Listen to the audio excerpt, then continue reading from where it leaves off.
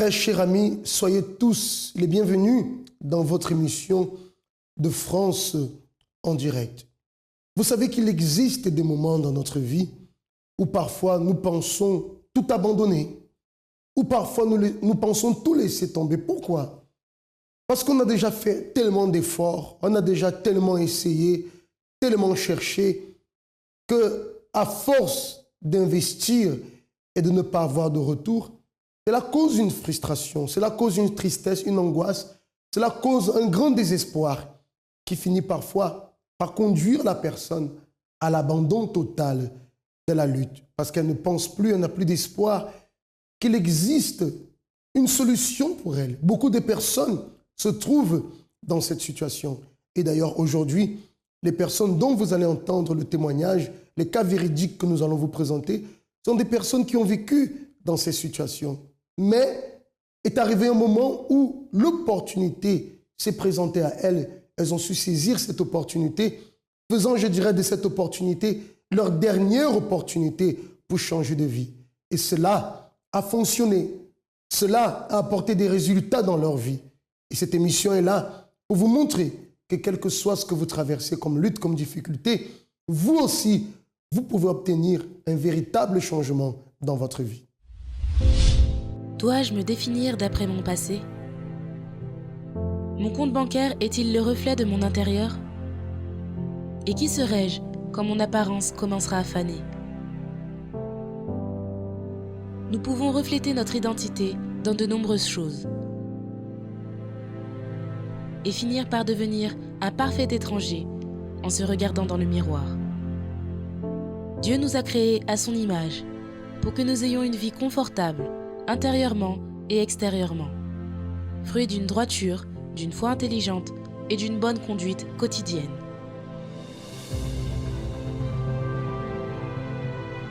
Participez à l'une des conférences du centre d'accueil et ayez une vie transformée.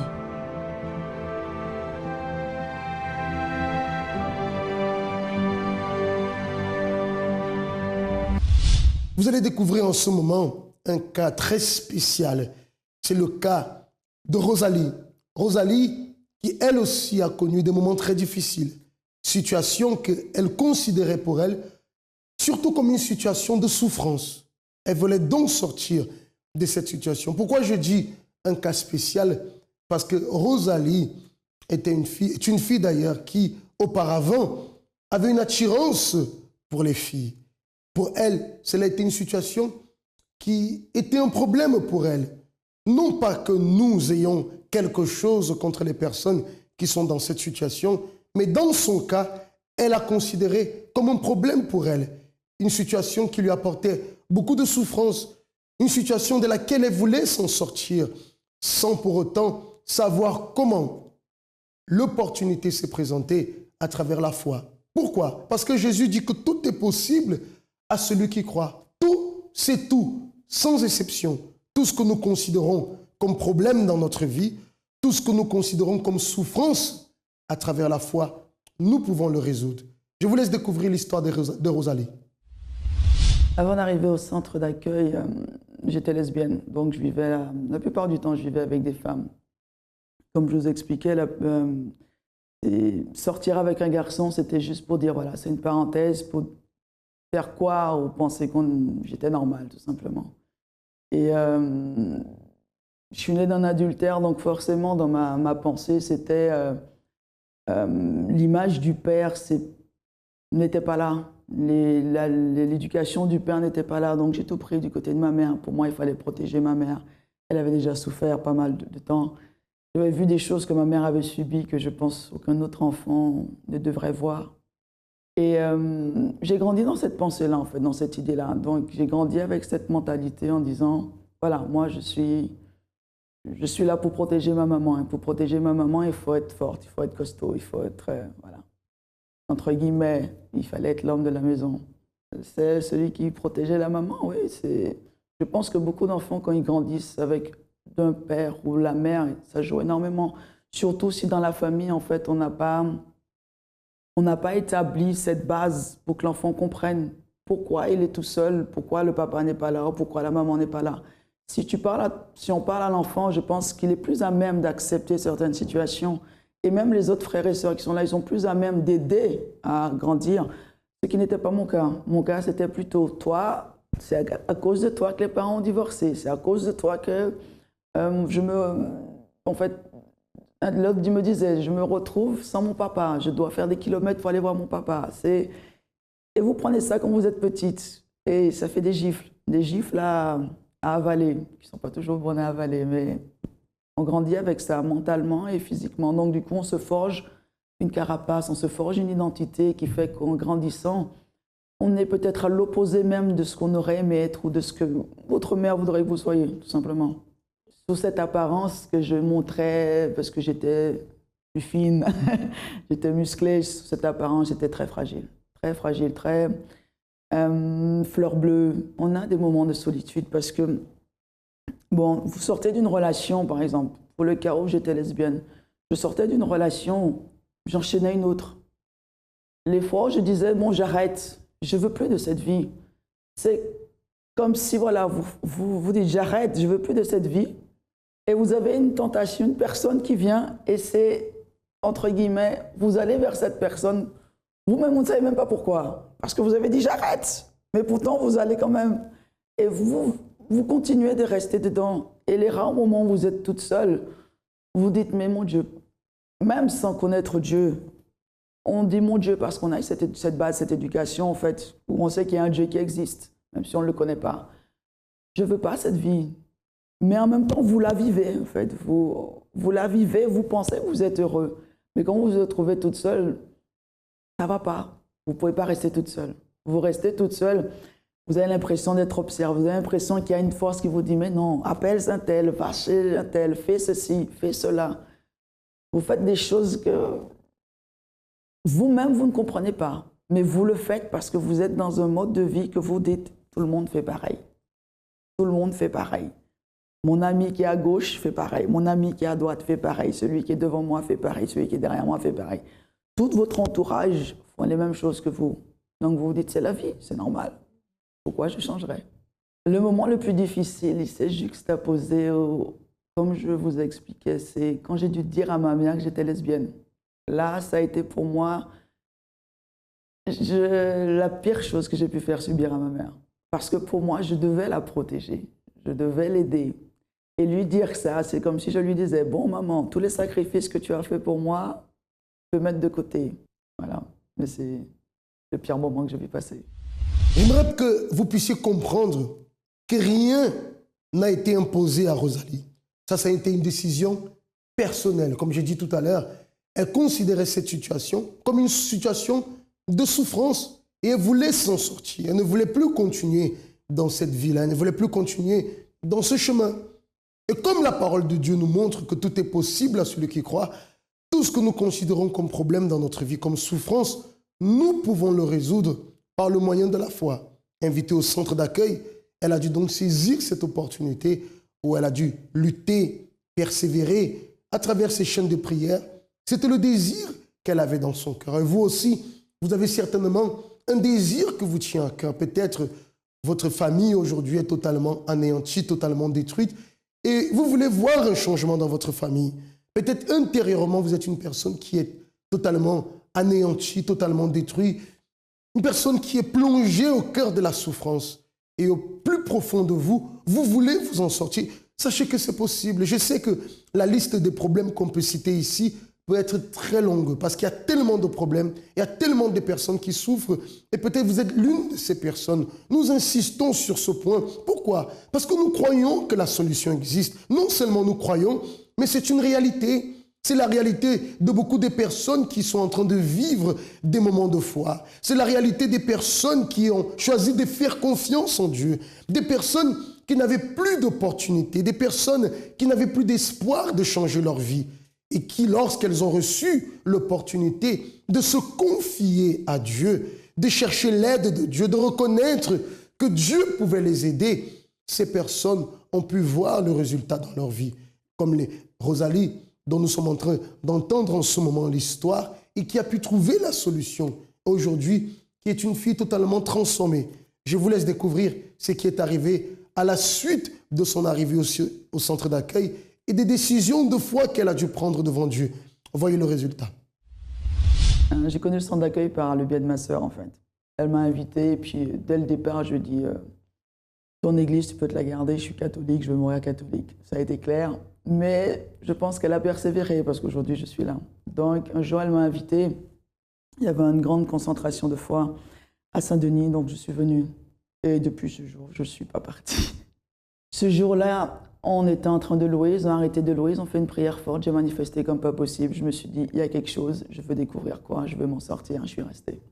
J'ai fait des chaînes de prière, les 7 vendredis, 7 mardis, parce que contre les maladies, comme je vous disais, j'étais malade. La délivrance pour le vendredi, j'ai fait les prières du lundi aussi pour la vie financière, parce que financièrement, il fallait quand même que j'arrive à travailler. Je suis arrivée sur Paris, je n'avais rien. Donc ce que j'avais en Normandie, où j'habitais, j'avais tout coupé. Je me retrouvais sans rien. J'ai fait des chaînes de prière, je suis venue, tout simplement. Pas chercher à comprendre. J'ai fait différentes campagnes d'Israël. Pour ma santé, j'ai retrouvé une santé. Même si je me suis battue après, j'ai eu beaucoup de problèmes après, parce que je souffrais d'endométriose. L'endométriose, grâce à Dieu, Dieu m'a guéri de ça, parce qu'aujourd'hui, normalement, je ne pouvais pas et je ne devais pas avoir d'enfant. J'ai un enfant, il a 30 mois aujourd'hui. J'ai fait un dernier examen, une dernière intervention il y a 1 mois et demi. Les médecins m'ont dit, c'est bon, vous êtes guéri, il n'y a plus rien. La campagne d'Israël, je crois que c'est pour la dernière chance. Quand tu fais les chaînes de prière, tu vois que ça ne marche pas. Quand tu pries, tu jeûnes, tu clames, il faut faire quelque chose de plus. C'est comme quand quelqu'un qui se noie. Tu as beau te débattre dans l'eau, si tu ne fais pas quelque chose pour vraiment attirer l'attention, les bateaux vont passer, ils vont dire « Ah, c'est un phoque », ils vont te laisser te noyer. Mais si au moment où ce bateau-là passe, tu cries au-delà de toutes tes forces, c'est ça la campagne d'Israël pour moi. Je pense que là, ça attire l'attention. Mon état d'esprit, c'est soit tu marches, ou soit tu restes au bord de la route. De tout mon passé, je suis retenu une chose. Tu veux t'en sortir, tu peux t'en sortir. Tu peux compter sur l'homme, mais tu ne t'en sortiras pas comme tu voudras. Ou soit tu t'appuies sur Dieu, et là, il va te dire, maintenant que tu m'as choisi, je vais te montrer qui je suis. La campagne d'Israël, pour moi, c'est une définition de ce qu'on est.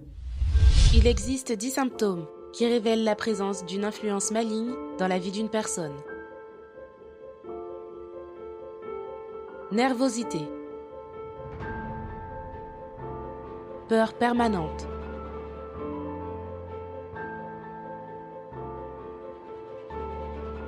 Voir des ombres, entendre des voix. Évanouissement constant. Insomnie.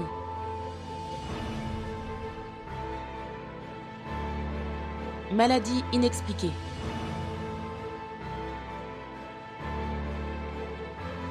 Addiction.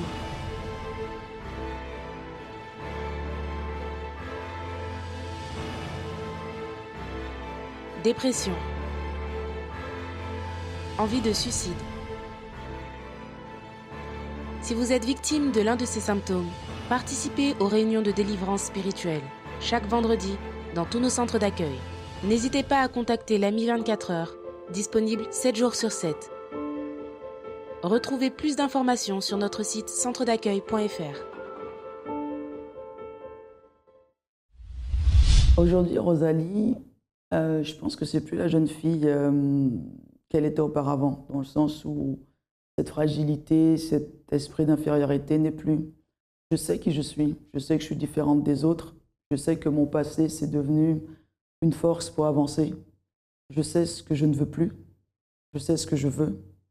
Il y a des choix que je dois faire qui sont sanglants, qui peuvent faire mal, mais je les accepte parce que je me dis que si je les fais pour mon salut, c'est une très bonne chose. C'est pleurer un temps sur terre vaut mieux ça que pleurer définitivement en enfer. C'est ma vision des choses. Donc, Rosalie, elle sait ce qu'elle veut et elle avance. Bien sûr, il y a des moments où c'est difficile. Je ne dis pas que c'est facile. Des moments où c'est difficile, même si je le dis avec le sourire. Mais je sais qu'il y a un Dieu qui existe. Et je sais que ce Dieu-là, il finit tout ce qu'il commence. Il n'arrête pas tant qu'il n'a pas fini. Le problème, c'est que souvent, c'est à nous de continuer. Parce que souvent, on veut abandonner, on est fatigué. Mais il y a des choses dans ma vie qui font que voilà, je suis heureuse, j'ai mon fils, j'ai ma famille. Mes parents qui avaient divorcé au bout de 25 ans se sont remariés. Ça, c'est génial, quoi. Je suis en train de changer de travail. Dieu me donne sa vision. Parce qu'entre-temps, on laisse les réunions du lundi. J'avais laissé la réunion du lundi et là, je suis en train de revenir et Dieu est en train de me montrer qu'il y a encore beaucoup de choses que je peux faire malgré l'âge que j'ai. Là, je suis en train de naître à chaque jour. Je pense que c'est surtout ça. Depuis plusieurs temps, Dieu est en train de me faire naître de nouveau, mais à chaque jour.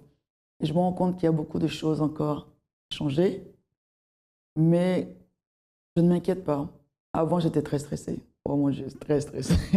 J'angoissais, je stressais, comment vous dire? C'était palpable chez moi. Aujourd'hui, je me dis, Dieu fait, amen, grâce à Dieu. Dieu ne fait pas, il sait pourquoi. Moi, je ne sais pas, mais lui, il sait. C'est lui aux commandes, en fait, de toutes choses. Le centre d'accueil, c'est, je dirais même plus que c'est un centre d'accueil, c'est un centre d'éducation. On nous éduque spirituellement, mais aussi physiquement, mentalement, dans tous les domaines de notre vie. On nous apprend à nous valoriser. Le centre d'accueil, c'est une école. Nous voyons que la vie d'une personne peut basculer dans le sens négatif. Plusieurs personnes d'ailleurs qui un jour étaient bien dans la vie, je dis qu'il y avait tout, des personnes qui avaient sur le plan professionnel du succès, des personnes qui étaient bien dans leur famille, bien dans leur mariage. Mais du jour au lendemain, beaucoup d'entre elles ont basculé dans la souffrance. Elles ont perdu ce succès qu'elles avaient sur le plan financier professionnel. Elles ont perdu cette bonne entente qu'il y avait dans la famille. Enfin, tout a sombré soudainement dans le noir. De la même manière que tout peut basculer, je peux dire de la lumière dans les ténèbres, de la même façon, tout peut aussi basculer des ténèbres vers la lumière. Vous allez me dire, mais comment est-ce que cela est possible? Parce que j'ai déjà essayé de plusieurs fois à lutter, à me battre, à sortir de ma situation et je n'y arrive pas. La proposition que nous faisons ici, c'est la foi. Tout est possible par la foi. Regardez comment la vie de Rosalie a changé, a basculé dans le bon sens. Elle, qui se sentait prise dans les ténèbres, totalement perdue en souffrance, dans tous les plans, dans toutes les sphères de sa vie, aujourd'hui est totalement transformée, mariée, intérieurement restaurée, enfin, une vie reconstruite. Tout cela à travers la foi. Donc vous voyez, chers amis, que votre vie aussi, elle peut changer. Et ça, c'est l'appel que je lance à tous ceux qui me regardent en cet instant. Si vous avez besoin de notre aide, le centre d'accueil a mis à votre disposition l'AMI 24 heures. Vous pouvez nous appeler alors au 01 53 35 85 12. Vous pouvez le faire dès à présent. Si vous avez besoin en ce moment, si vous reconnaissez que vous avez besoin d'aide, si vous croyez que nous pouvons vous aider, alors, chers amis, le numéro, l'AMI 24 heures, est à votre disposition. Et l'un de nos conseillers se chargera de vous écouter et de vous apporter déjà les premières directions qui vont vous aider dans cette marche vers la reconstruction de votre vie. 01 53 35 85 12, vous pouvez nous appeler dès à présent.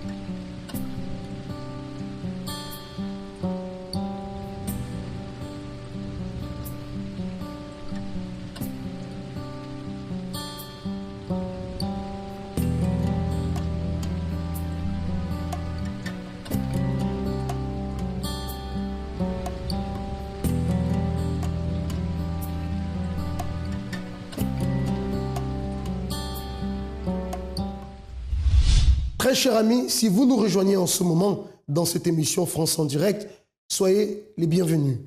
Nous avons vu tout à l'heure déjà l'histoire de Rosalie, ce premier cas véridique, qui a pu restaurer sa vie, qui a pu avoir la vie qu'elle désirait avoir. Comme nous avons vu tout à l'heure, elle vivait dans l'homosexualité et cela pour elle, elle considérait ça comme une souffrance, comme un problème qu'elle devait résoudre. Elle a donc pris la décision de lutter parce que par la foi, tout est possible. Et aujourd'hui, sa vie est totalement restaurée. Nous allons voir en ce moment une autre histoire, l'histoire de Leza. Je vous demande d'être très attentif parce que vous allez voir par quelle situation, par quelle difficulté. Lorsque nous voyons, nous considérons les situations qu'elle a traversées, la question qu'on peut se poser, c'est comment a pu-t-elle sortir de cette situation? Je vous laisse découvrir son histoire. Je m'appelle Eleusa. Depuis mon enfance, j'ai vécu une enfance beaucoup de souffrance. Mes parents ils sont séparés, j'avais 6 ans de l'âge. Et ma maman elle a eu plusieurs copains, ça veut dire mari. Mais j'avais peur de tout parce qu'un de ses copains a violé ma soeur.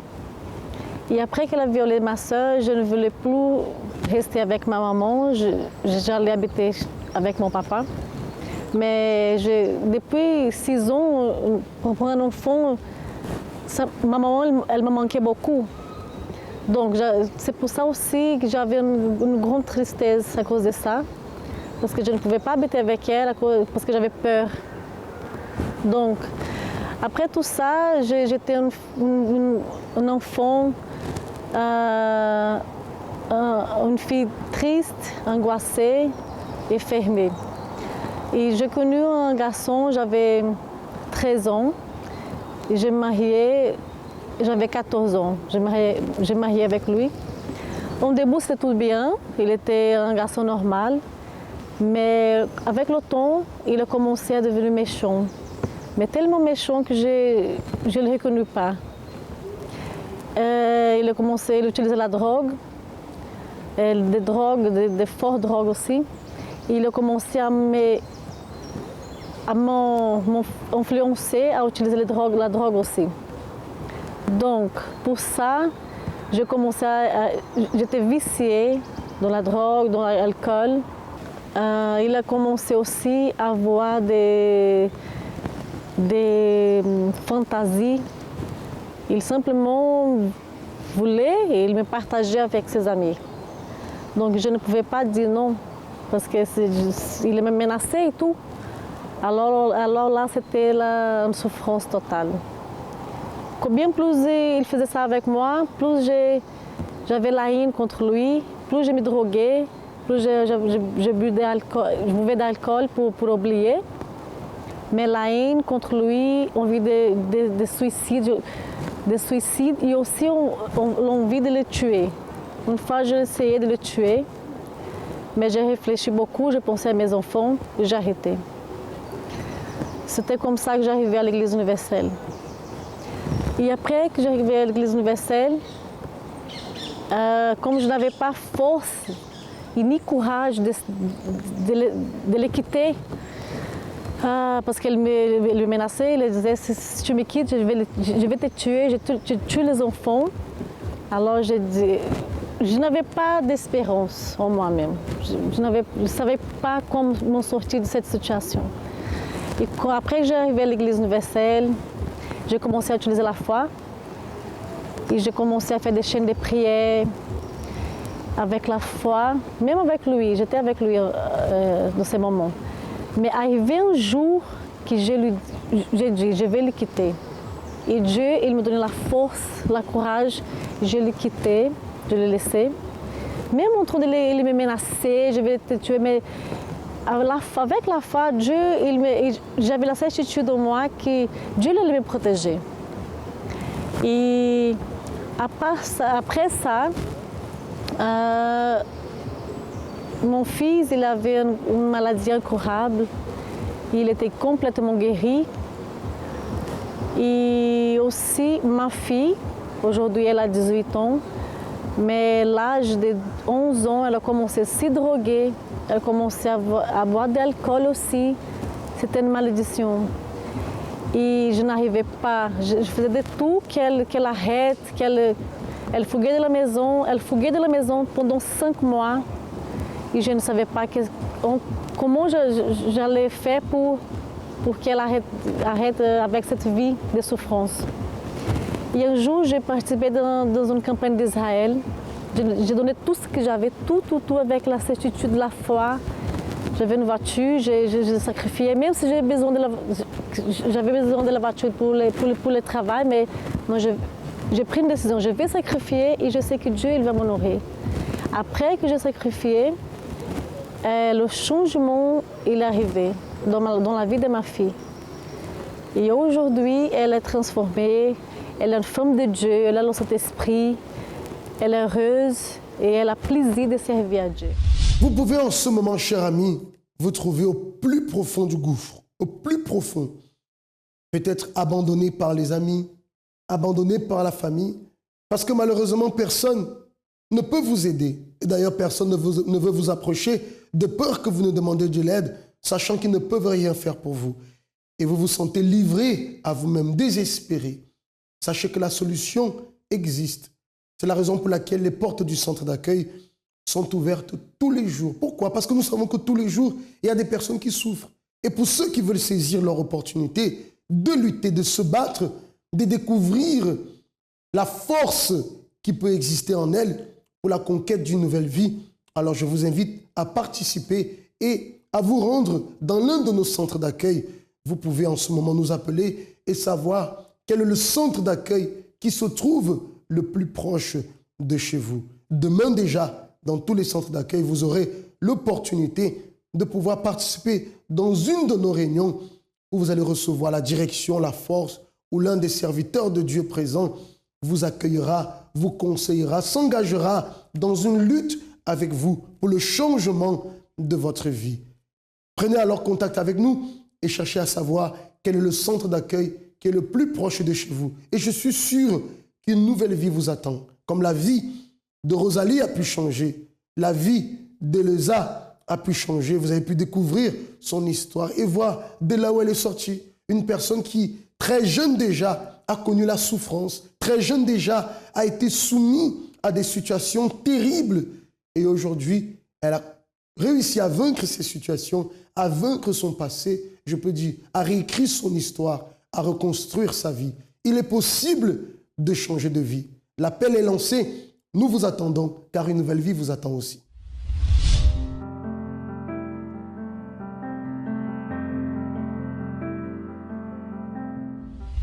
Voilà, très chers amis, nous arrivons donc à la conclusion de cette émission d'aujourd'hui. J'espère que tout ce qui vous a été proposé va véritablement vous aider. Mais ce qui va vous permettre de changer de vie n'est pas seulement le fait de participer à cette émission, d'assister à cette émission, mais surtout de prendre la décision qui va faire la différence dans votre vie. La décision de lutter, la décision de faire confiance à Dieu, de lui faire confiance parce qu'il a le pouvoir de changer votre vie. Je vous souhaite de passer de très bons moments et je vous dis à très bientôt dans une autre émission de France en direct.